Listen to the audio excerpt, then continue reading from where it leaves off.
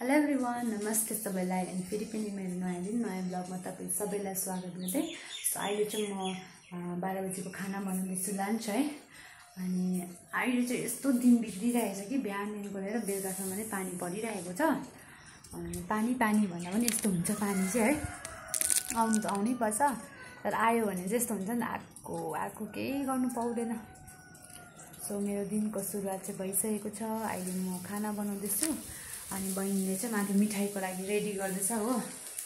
आज हामी अलिकति अस्तिको दिदी जुन चाहिँ थिएँ नि, ऊ दिदी चाहिँ अब चाहिँ भोलि घर फर्किने नि, मतलब घर बाहिर फर्किने नि त। अन्त ऊ दिदीको लागि चाहिँ हल्का मिठाईहरू बनाइदिउँ भन्ने सोचिरहेको छु।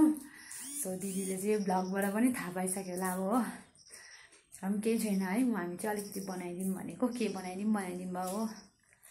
सो अहिले अब चाहिँ बहिनीले मिठाईको लागि माथि मैदा मुस्दैछ, म चाहिँ यहाँ दिउँसोको खाना बनाउँदैछु हो। सो यसै साथीहरू खाना बनाएर बस्यो है, पानी झरीमा के छ काम। अनि अब चाहिँ म तपाईँलाई चाहिँ दाइले मिठाई बनाउँदै गरेको भेट्छु, त्यसलाई भिडियो हेर्दै गर्नुहोस् है ल। By by.